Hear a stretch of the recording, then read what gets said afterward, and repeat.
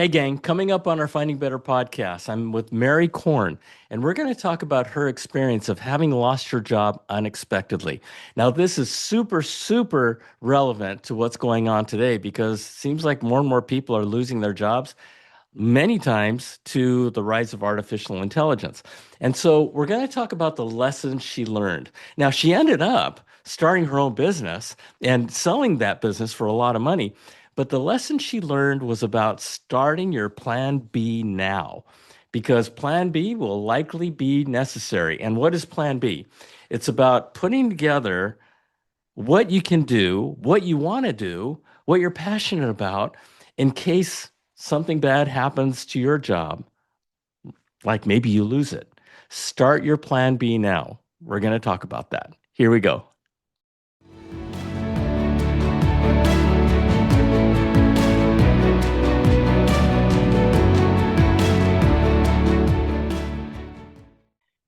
Hello, hello, hello, and welcome back to our Finding Better podcast. My name is John Suzuki, and I am your host. And this is where we share real life, lived experiences of people who have been there and done that and finding better in their own lives. Because, I found that sometimes the best path to success is to follow in the footsteps of people who have been there and done that. And so it's kind of a cool mentoring podcast and talking about all different kinds of things. Today, I have Merry Korn with me. Mary, welcome to Finding Better podcast. John, I'm delighted to be here and honored. Yeah, yeah, me too, me too. Listen, the title of our podcast episode today is "Fired to Inspired." Now, what does that mean? I'm going to tell you about it in just a second, but I'll say this. It is very, very timely for a lot of people, especially given the world that we're living in today, where there seems to be a rise in job insecurity. And so anybody who's in that space, this conversation will resonate with you. But let me give you a little introduction in terms of who Mary is and why this is going to be such an interesting conversation. Um, Back a number of years ago, 2 months into what should have been the job that she had until retirement, Mary got the call. It was her boss who told her to pack her things, and she was terminated. And at the time, she was a single parent with two teenagers getting ready to go to college. And so you can imagine how terrified she was moving forward. But looking back, she realized that that rock bottom moment actually became her new foundation. And as she was thinking about this, she remembered that the two most powerful influences in her life, her mother, a Holocaust survivor, and Oskar Schindler, about you may recall the movie Schindler's List that won an Oscar. She recalled that those two people were amazing people. And Oskar Schindler proved that creating meaningful work for others could actually save lives. If you haven't seen that movie, please check it out. So the idea was that within a month of being fired, Mary started a business that eventually grew to employ over 1,300 people over 30 states. And she realized that getting fired forced her, this is something to listen to, forced her to finally listen to the voice inside that had been screaming at her for years and to honor the legacy of resilience and purpose that really all of us have. So, Mary, there's a lot to unwind there. Let's start with these people, these 1,300 people. Well, we'll get to that in just a second. Sorry. Let's start with what happened when you lost your job. I was lost. I was devastated. I was terrified. Elizabeth Lesser wrote a book where she writes about that moment for her, where she talks about the eggs cracked open. It's when she defines the moment as you either fly or you jump off the cliff. And I completely, when I read that, it was just perfectly embodied the feeling of waking up with no incoming money, no means of support, and absolutely terrified. Okay, so let me okay, eggs broken open. Okay, so the idea is I'm thinking about eagles. I'm not thinking about chickens, Yeah, right? I'm thinking about eagles. So the egg's broken open. You can either look at it and you could say, okay, either that eagle flew or it fell out of the nest and exploded wherever it landed, right? And yeah, so the choice is you can you can fly or fall off a cliff, right. right? And for And you, yeah, uh-huh, most people can't afford to fall off the cliff. right, right. And so okay, so what was this termination expected? I mean, or did it come out of nowhere or what happened? Uh, from the moment I took the job, from day one, I knew I made a gut-wrenching mistake. And that's the other thing about when we get older, when you think something in your gut, it's almost always right. So from the first Always. day I started, I knew I never should have accepted the job in the first place. I I tried to contort myself into a pretzel to fit in to being someone that simply would not fit into that environment. And you Um, accepted the job for survival, right? I guess because I you had two teenage kids. I accepted the job because I wanted a change. I had been in a previous high-level management job for many, many years, and I wanted something different. I took this job, and Johnny, a good example of how I didn't fit in is I'm Jewish. It was a Christian-based religious organization. And I was asked if I would have a problem praying to Jesus before every meeting. And I needed the job. And I thought, I could pray to Jesus, sure. And the reality is day in and day out, every meeting started with prayers to Jesus. I never should have taken the job for 100 different reasons. One of the main reasons is I didn't do the internal work on myself to know what is my mission, what is my purpose, why am I here? And Yeah. you do your job day in and day out, and if it's not aligned with Yes, you, that's it, right. it it's going to be painful. It's like wearing two left shoes And just to all the clarify time. for the audience, this is not an indictment against Christians. I'm a Christian. Okay. So No, no, I not at didn't take all. it. Yeah, yeah. And so I just want to make it clear, right? I mean, it's just the way it is. It's like oil and water sometimes, especially in this particular situation. You think about a Christian going to work in a Jewish synagogue. Kind of the same thing, right? It's not that Yes, we don't all love each other. It's not that we don't all support each other. It's just that it's not who we are as individuals. And I will tell you, as a Christian, that misalignment in spirituality is a really, really big deal. We still love each other yes. for sure. But you know what? It can become a big deal. So I just wanted to clarify that. We love everybody and we're just talking about her experience. And boy, that must have been a really tough experience, is what I'm coming away with this as, right? John, if that was the only misalignment, it would have been great. There was so much more. Okay. Uh, Okay. there were so many reasons it wasn't a fit, but I tried to make it work because I had two daughters to support. Yeah. Yeah. And so they let you go and After 2 months, after 2 months. And then what? um, then I had this moment of absolute despair. And I was walking down an alley, and you mentioned you're Christian, so I know you believe in a divine force. Yes. And I said a prayer to God, and I said, I'm going to make a bargain with you.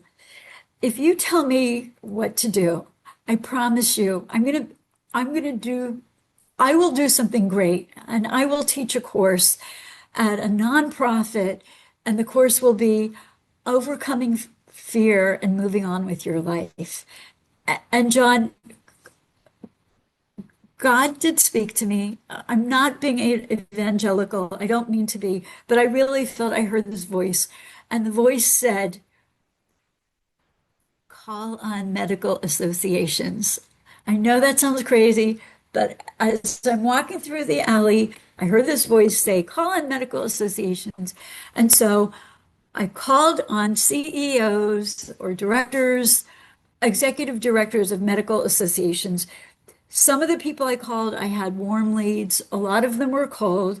And I left a script that was basically, hi, I have years of marketing, sales, and healthcare experience, and I'm just wanting to spend 20 minutes of your time to understand how I leverage my skills in marketing and sales into the work you do as an executive director of medical associations. I did that over and over and over again. And 6 weeks into it, I got a call from an executive director of a medical association. And he said, I don't have work for you. I don't have a job, but I need to raise money. If you work on commission, I'll give you 25% commission off of all the sponsorships you get.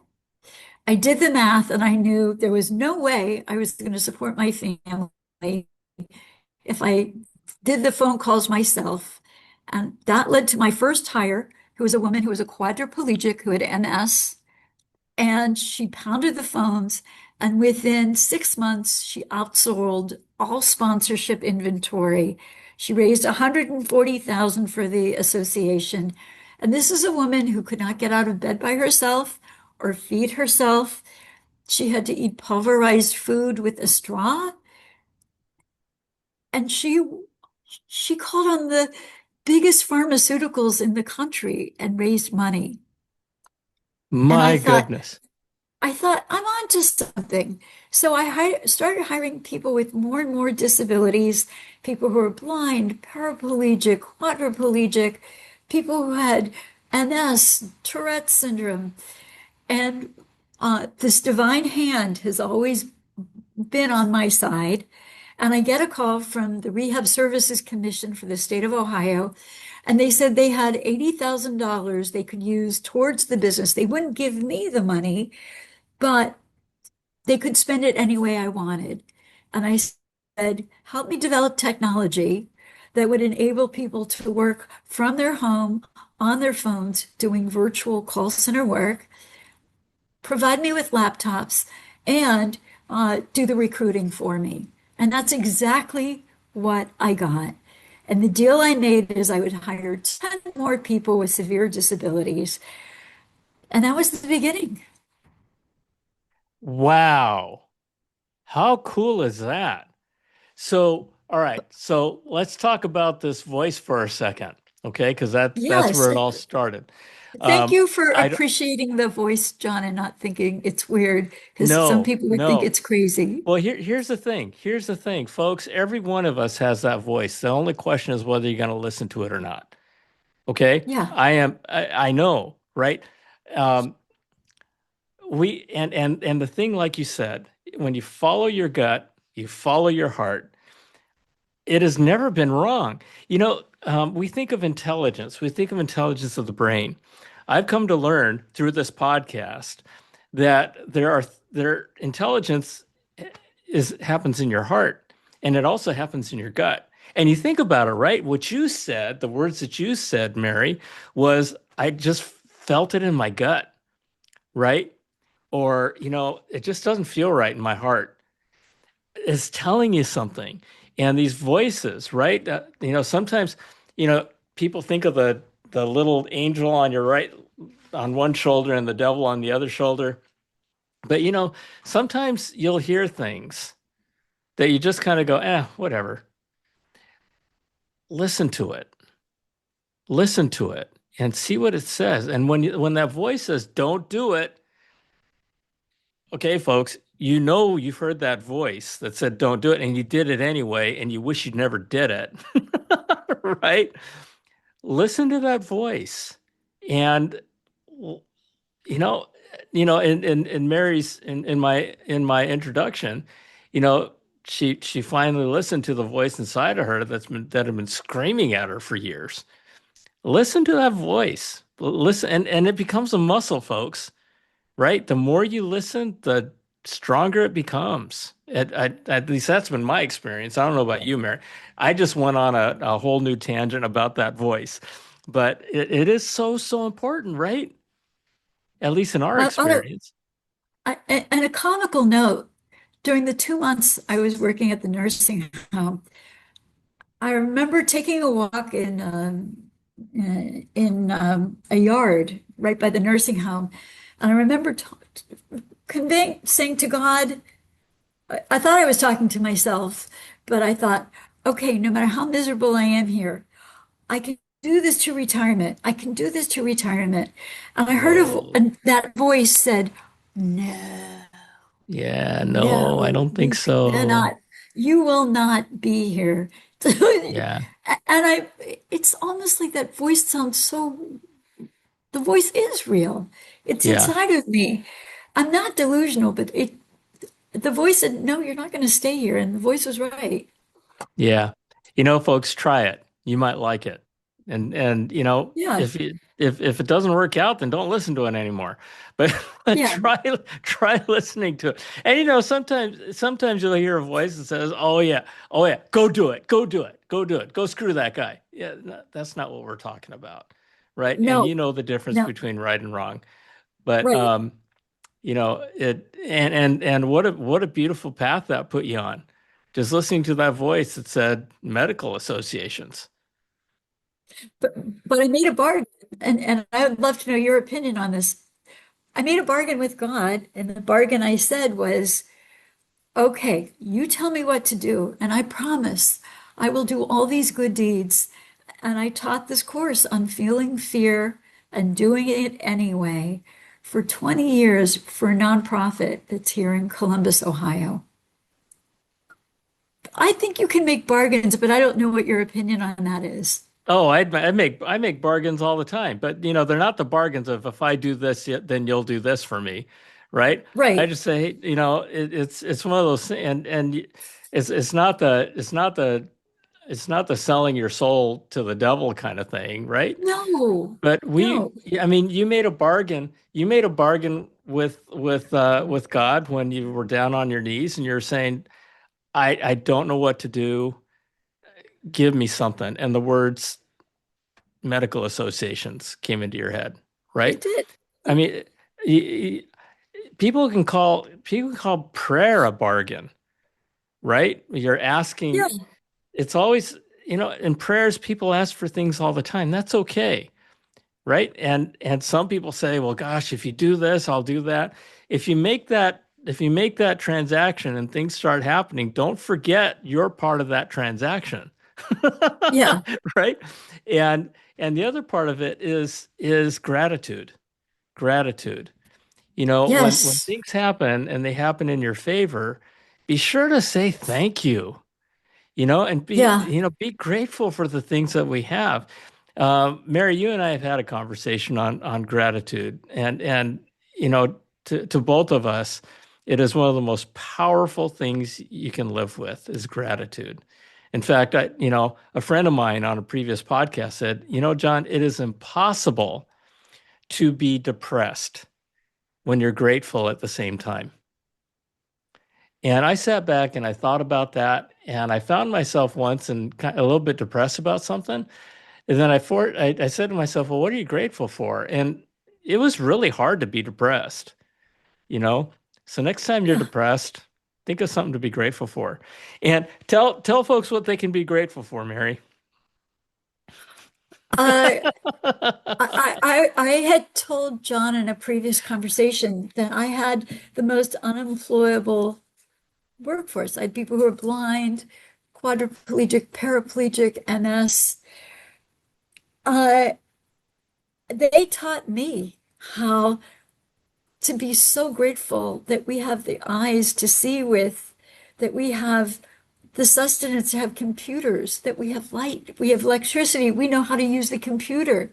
How I mean, these are things you don't think about, but when you work with people who've been discarded by society because they don't know how to hire them, they don't know if they want to hire them, it was such a learning experience for me to work with Linda, who was my first employee, who couldn't get out of bed by herself or eat by herself, but she was on the phones because it gave her purpose. Wow. Oh my gosh. Oh, that's a whole nother topic altogether, is giving people purpose, right? I Yeah, mean, yeah. what a gift. What a gift. And so you have and I'm thinking about all these people that you just described who, kind of are unemployable, and yet you're able to reach out to them and offer them something that just such a small percentage of them, and I say of them, of quadriplegics, of folks who are blind or folks who have MS or disabilities. Um, what a wonderful gift, and how uh, um, is this work that you're doing now aligned with who you are? So I sold the business. I grew it to 1,300 employees in 30 states. I sold the business a year and a half ago. And at this stage, I'm a speaker, I'm a coach. And, and John, a lot of the work I do for free because I feel like I have a story to tell, to inspire people, to inspire people to get You over bet. fear, to find their life purpose, and to use the art of an informational interview to either discover the job or the work they're meant to do. Okay, so I'm going to put you on the spot, Mary. Okay. Please do. Stepping out of fear is not always an easy thing to do. It's an easy thing to say. It's like you're afraid of something, go face it, right? So what are one or two or three things people can do to take that first step, right? Some people are so afraid, and there are people who are afraid of their own shadow. There are people who are afraid of society. They're afraid of other people and what could happen. People are afraid of rejection. People are afraid of public speaking, you know. But I also feel like, facing your fears is kind of a muscle that the more you Yes, do it, the more you can face it. So yes. what are some first steps people can take? Exercise, because while you can't control the world, you can control your body. And if you feel like you can't afford a gym, walking is free. Walking And is what free. does exercise do for you?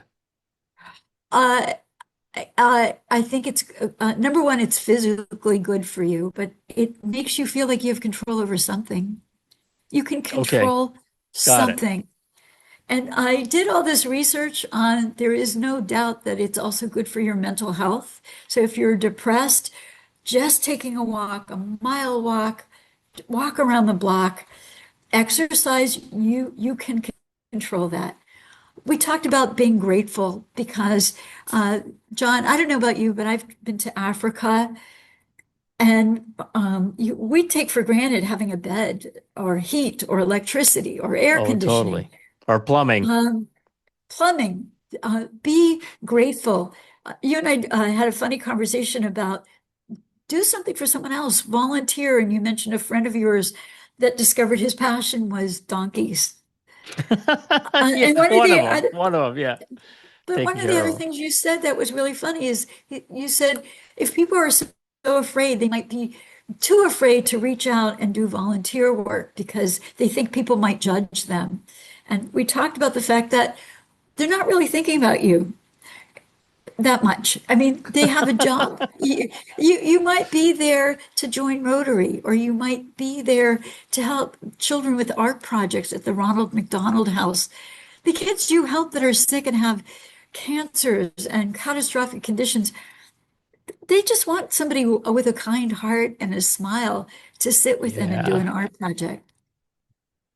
Yeah. So doing something for someone else. And then the other one is in reference to the book, The Power of Now by Eckhart Tolle.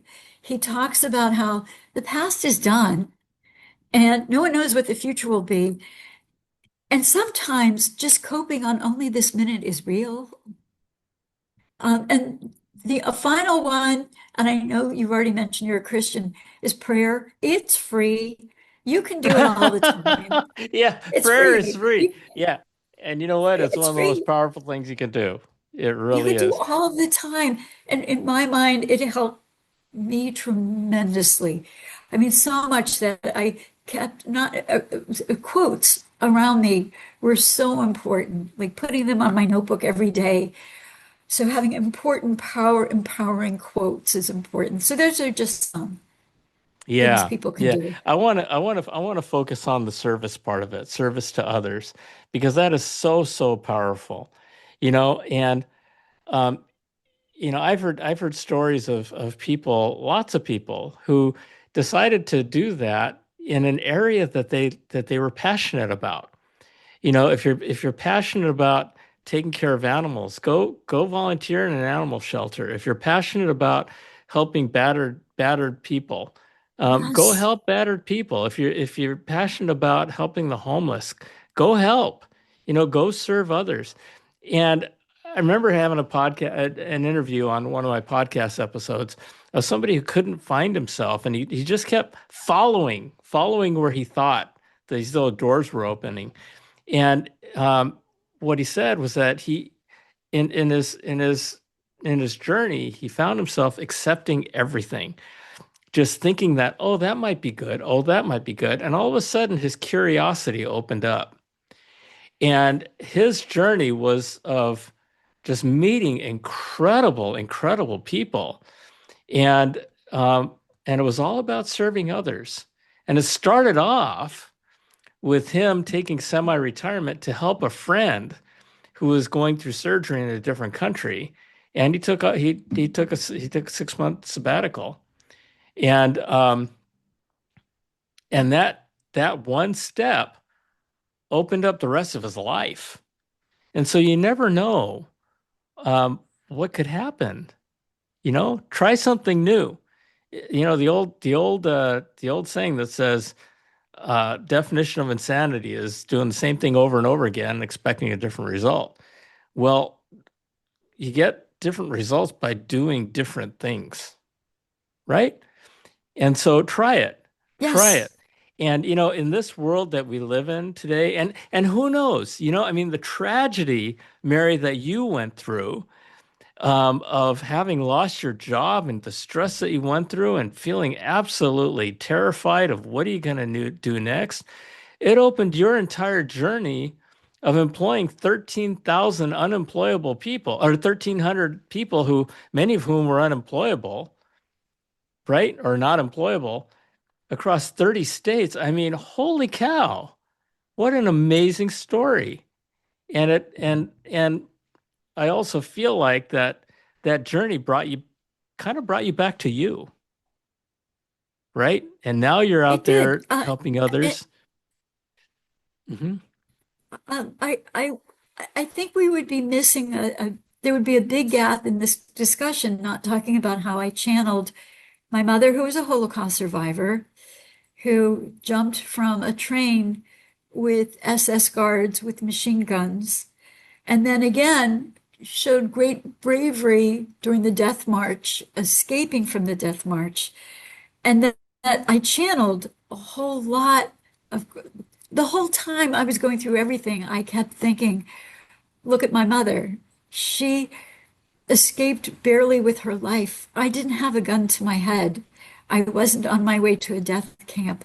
And in so many, many ways, she inspired this enormous courage that uh, in the ashes, the phoenix arose with this beautiful business that was built.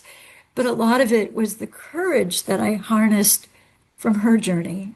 My goodness. And thank goodness for her bravery and her courage and her grit, Yeah, because if not for that, you and I wouldn't be having this conversation right now.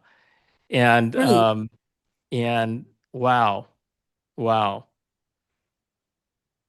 And then there Yeah. was Schindler who proved that business is much more than making widgets. It's about giving people purpose, giving them a haven, creating a space that they feel wanted. And help them survive. Yeah, Give them work. And in Schindler's case, it was giving them work to keep them alive. yeah, And you can kind of use that same metaphor, totally. from a spiritual standpoint. And I'm not talking about a religious standpoint, but just the human spirit, right? Of thinking of work. And thank you for that, by the way. I mean, that Yeah, is that is really, really important. Of thinking about work literally as serving others, helping people survive, helping people make it to the next day. Um, it may not be as dramatic as that, but in some cases it might be. yeah. You just never know. You just never know. I retired 3.5 years ago, and 3 months ago I unretired, and I was in tech for 40 years, and I retired. And some of my old contacts from my previous life called me up and said, "Hey, we're launching an AI startup in hospitality, and we'd like you to take a look at it." Cool. To make a long story short, after I said, "What part of no don't you understand?" Because I had my whole line of everything is mapped out for me for the rest of my life. I've got that down. I find myself in Knoxville, Tennessee, talking to these people, and next thing I know, I'm their chief revenue officer. And the entire journey, I'm sitting here going, "Why? Why am I Yeah, here? Why am I on this journey? Why are you, why are you putting me here?" Because it was the questions that I asked, and I got the answers. And to this day, I don't know why. But like you said, um, I don't know where this path is going to lead. There may be okay. somebody I'm supposed to help. Who knows? But I'm following this path because I know in my heart that this is where I'm supposed to be. It's Yeah, not it about feels the right. money, right? It Yeah, feels right. It feels yeah, right. That's where the heart comes in. It feels right. And all of us have got people in our past, our ancestors, who are just unbelievably crazy, amazing people. That's who you are, right? Celebrate that. yes. Celebrate that. And and gratitude. All right. Mary, we've talked about a lot of things in this We in this did. conversation. I've just loved it because there's so much meaning in what we talked about for people to take away. If folks want to learn more about you or want to connect with you, what's the best way? I have a website, Fired to Inspired. They can go to, and I'll have some free workbooks on the topics of Good. fear, finding purpose, and informational interviews. And those are free, so they don't cost anything. So that's how they could find out more. And my book will be released end of first quarter 2026. And that book and your website is called Fired to Two. Inspired, past Yes. tense, right? Yes. And folks, go there, go check it out. She's got free workshops or workbooks, and if you want to learn more, you can certainly contact her. Mary, what do you want to leave us with? Close us out. Overcome fear. Allow, dream the biggest dream, and don't, and be fearless about connecting with the people who can make your dream, whether it be a job, volunteer work, or business, come true. Anything is possible. Anything is possible. I am evidence of that. My mother had everything in the world going against her, and here I am, her child. That's wonderful. I'll even say that anything and everything is possible, right? Yes, Everything yes. is possible. And folks, it's amazing how fear melts away when you see someone smile at you and say thank you. When you serve others, it really is amazing. And, you know, you might want to be a little bit careful with it because it ends up becoming something you want to do more and more of, right? Yeah. But that's part of our journey. Find something that you love, find something you're passionate about, and go do something with it. And in Mary's case, I'll end with this. In Mary's case, she got to the end of she got to a point to where she was fired from her job, and all of a sudden the whole world came tumbling down with her because she hadn't worked on a plan B, right, Mary? Your plan B started No. from scratch. And, Right. I encourage people all the time, start with your plan B now. Start creating it. And one Yes. really great way to create it is just start doing something you love to do. Yes. Start just work with some people that on things that if you love to play basketball, go to the YMCA and become an assistant basketball coach to some kids down there. You know, I mean, heck, who knows? I mean, there's endless things you can do. But serving others is a wonderful, wonderful way to get out of fear. It's crazy. Mary, thank you for what you're doing. Thank you for helping all the people that you've helped and all the people that you're continuing to help. I love you. God bless you for the work that you're doing. And all of you out there, okay, remember firedtoinspired.com. And you can connect with Mary there. Okay. I love you. God bless you all. Thank you for joining us. We'll see you next time. Bye. Thank you, John.